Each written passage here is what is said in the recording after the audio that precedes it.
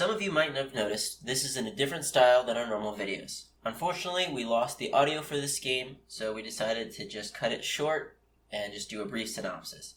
Hopefully you'll still enjoy this new content. Alright, let the game begin. Game starts with Fernando playing Command Tower and passing, followed by Jimmy, who plays a Forest and a Birds of Paradise. Next up is Steve, who plays a Prismatic Vista, searching for Mountain. Rick follows it up with a Watery Grave, taking 2 to have it come into play untapped, and plays a Mystic Remora. He passes it to Fernando. Fernando says and asks the table if anyone wants to feed the fish, and we all agree not to.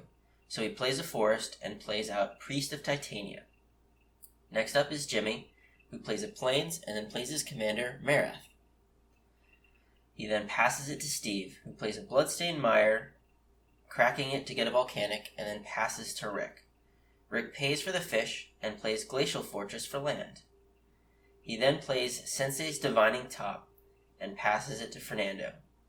On Fernando's turn, he plays a Swamp, tapping it for 4, and then plays Meren, his commander. He doesn't get anything back at end step and passes it to Jimmy. Jimmy plays a land for turn and attacks into Fernando with his commander, not realizing damage no longer goes onto the stack. We then let him know that that is no longer a fact, and Fernando blocks him with Meren killing. In response, he pings the Priest of Titania for 1, killing it. Meren gets a trigger, and with the other 2, he makes 2 elementals, and then passes turn. At his end step, Steve cycles a Smoldering Crater, and then goes to his turn. On his turn, he plays an island and passes to Rick. Rick, on his turn, pays for fish, and then plays Hollow Fountain for land, and passes it to Fernando. Fernando plays Tainted Wood as his land, and attacks Rick with Meren for 3 damage. He then gets Priest back with the Meren trigger, and passes it to Jimmy. On Jimmy's turn, he plays a Wooded Foothill for land. Jimmy plays Merath, and then attacks Fernando with his 2 1/1 elementals, and then passes turn. On Steve's turn, he plays a Polluted Delta and cracks it for a tap Steam Vents, and then passes to Rick. At his end step, Rick tops, looks at the top 3, and rearranges them.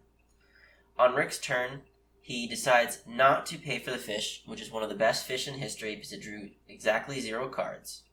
He then Demonic Tutors and plays a Sol Ring, which Steve mental missteps, and Rick complains about picking better targets.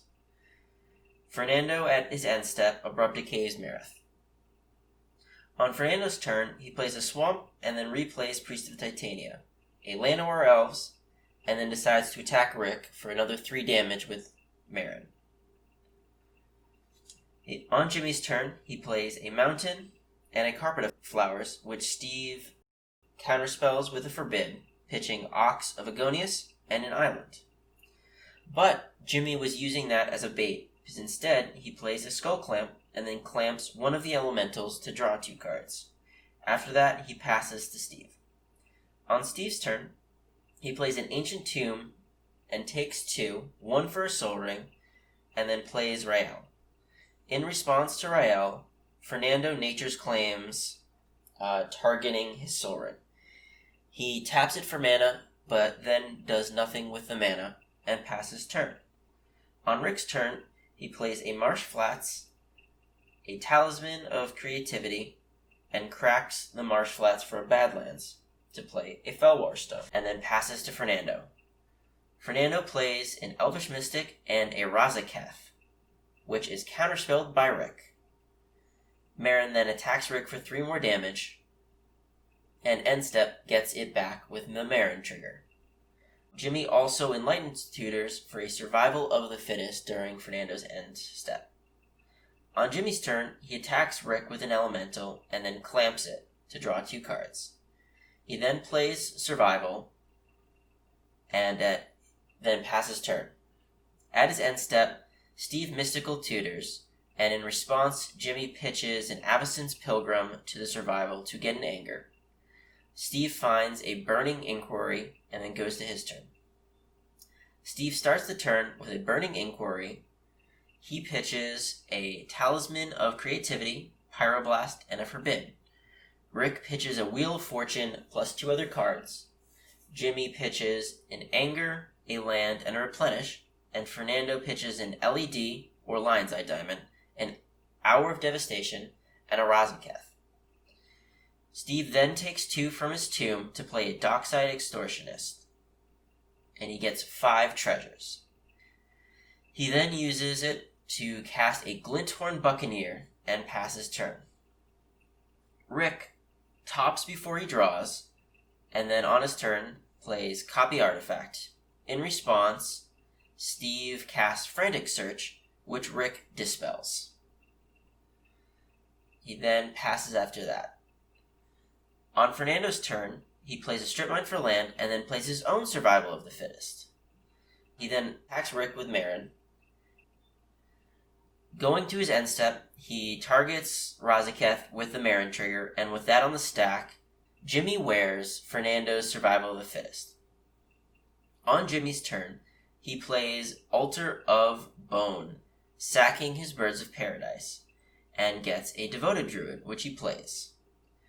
Then he goes to play a Vizier of Remedies, trying to get infinite green mana with a combo between the Devoted Druid and the Vizier. With that on the stack, Steve pongifies it, the Druid, and Jimmy taps it for mana. He then uses that mana to play a Mary's Guile and passes to Steve. On Steve's turn, he plays Dak Faden, and in response, Rick Tainted Packs.